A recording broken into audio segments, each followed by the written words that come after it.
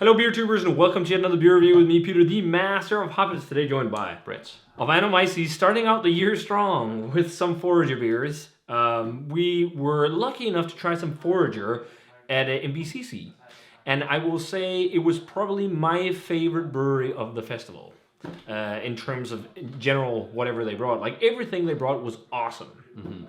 It was such a fun experience talking to them and hanging out and whatnot. And just drinking some of their very, very best beers. So I was lucky enough to hook up with Josh online, who we got some beers from. So thanks a ton to Josh for this one. We got this one to try, which we had at the festival, which is Nillerzzzzz Killerzzzzz. We got also the Rage and Tenzing Norgay coming as well. So we already have them to try. And Tenzing Norgay was one that we traded for last year, which was destroyed in shipping. Yeah. So we're now finally going to get to try it. But this is, Nillerzzzzz Killerzzzzz from 2020. This is a 13% Imperial Stout made in collaboration with Mocha Coffee. It starts its life as Nillerzzzzz.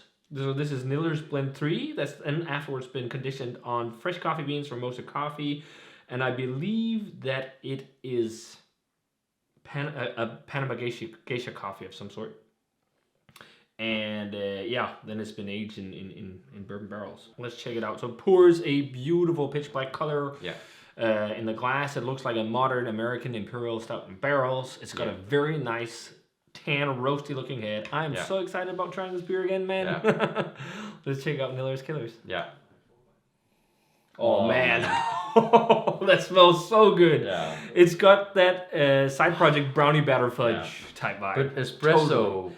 Dark chocolate fudge espresso mixture. Yeah, huge brownie batter, but that dark chocolate espresso. There's this really nice underneath all that. There's that really nice layer of vanilla, and it's that both leathery, fresh vanilla. Yes, leathery, slightly dark fruity. I'm also getting honey to this, a honeycomb thing. Yeah, absolutely. So much really nice, burnt honey or something. Yeah. It just smells so rich and decadent and intense. It smells like my kind of barrel-aged beer. Yeah. Also some spice. Yeah, some spice, some charry wood. There's definitely a good amount of toasted wood too. Yeah.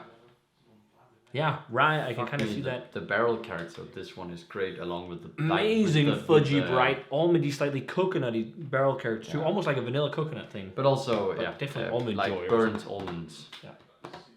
It smells amazing. I want to try it. Cheers. Yeah. Cheers. Thanks a ton, Josh.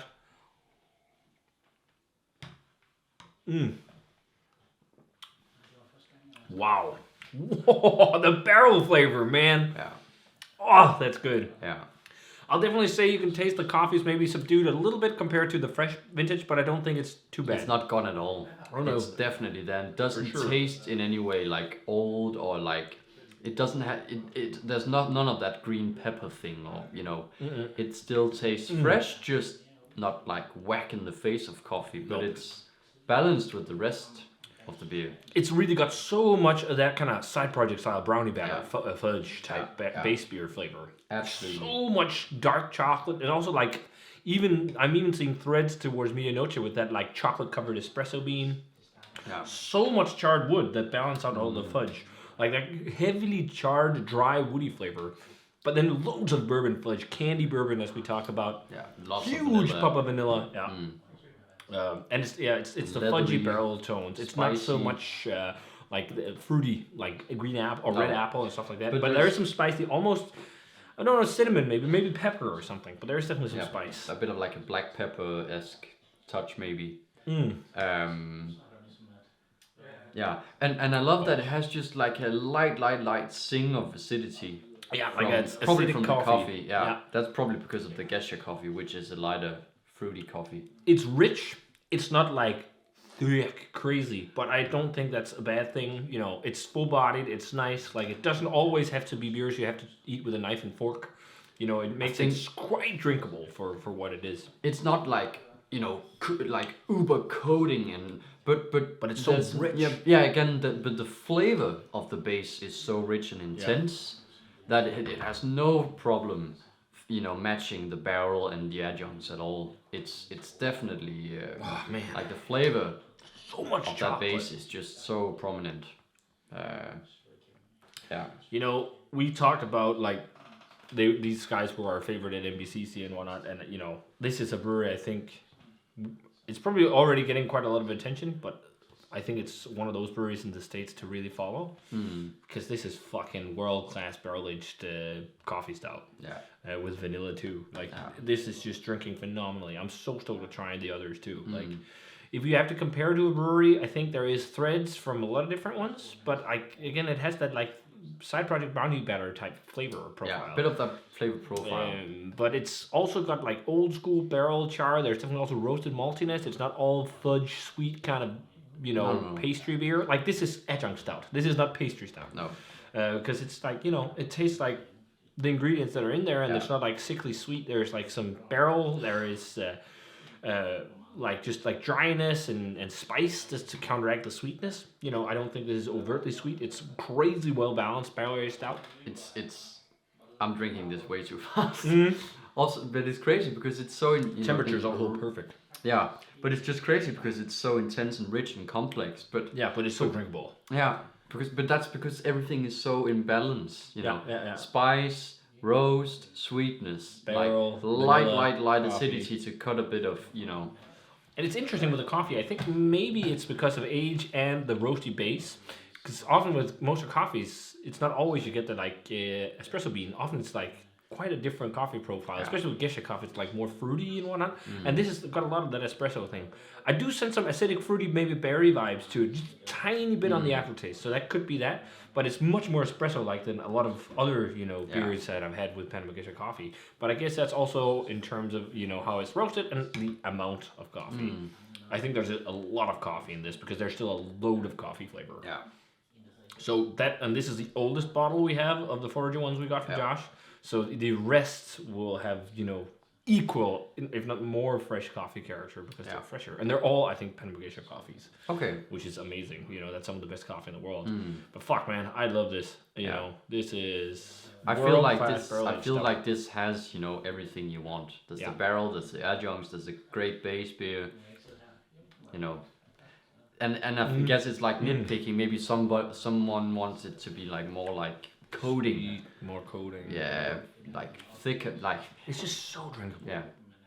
But I don't think it.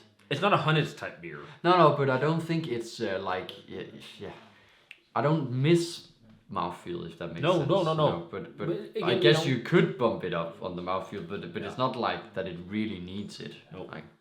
But there's so much bourbon flavor and layers, and that must just be due to blending of barrels. Yeah. I love it. I'm thinking a 97. Yeah. Maybe a small 98. Yeah. I don't know if I like the fresher vintage more. I think it's hard when you taste it like you do at NBCC. Yeah. In a taster. But it's got such great drinkability. This beer, this is fucking amazing. I mean, I'll go 4.75 on an untapped rating with this because this is just world class barrel aged coffee stout. I will say maybe Fall of Unabosho was a little bit better than this if we compare, but that's also one grade higher. But I also feel like that's a sweeter beer. That's also sweeter. Yeah, true. It's quite a different beer. This is definitely more balanced. I think it depends on my mood. Me too. But 97, I think is a good grade for this. Maybe a small 98. But I'm looking forward to just sip on this now because this is going to be a treat, and I'm so stoked on trying the next few Forager beers we have. The Rage, especially Tenzing Norgay, which is one of the older. Yeah, brewed with loads of real maple syrup, loads, and coffee, and the other one is hazelnut and coffee. Yeah. So awesome. So if you guys had a chance to try the Forager and Mustard Coffee Nillerzzzzz Killerzzzzz, let us know what you thought of it. Again, seek out some Forager if you haven't heard of them before. They're based in Minnesota. They're one of the up-and-coming breweries in the States right now. They do the Humble Forager as a distribution brand. That's also really good. They do some crazy pastry stouts in that brand and all kinds of stuff. That's very mixed what they do, but the Forager Brewery, which they like the small brew like clean and the tiny brew house, where they do a lot of these kind of barrel beers and whatnot. They're amazing. At least what we've had, and also the lambic inspired beers. They're based in the Midwest. So they don't have, as we talked with the brewmaster there about, they don't have peaches and whatnot. So you use Hesket berries. Try and find unique things for their barrel sour beers and whatnot. So which is awesome. And then they do all these crazy stouts too. But they also do some crazy stouts at humble Forager. Yeah, they were just more like pastry. man, sweeter. Yeah. And this, as far as I remember, but yeah, this is a brewery to watch if you haven't already. You heard it here, folks. Probably, even though we only had like a handful of beers at MBCC and here today, one full bottle, one of my favorite new breweries discovering that I've discovered in 2021. Yeah, I think along with Side Project and WeldWorks, they are like probably some of my favorite stout breweries. That's amazing. Yeah. Truly world-class beer. So if you guys were lucky enough to try Nillerzzzzz Killerzzzzz, the new vintage or this one, let us know what you thought of it. Thanks a ton again to Josh for hooking us up with this. This was amazing. Such a treat. And as always, remember to comment, subscribe, check out the Facebook fan page and Twitter and Instagram. Give this video a thumbs up if you enjoyed it. Ring the bell for future notifications about videos. And we're going to say cheers. Yeah. And see you guys in another beer review.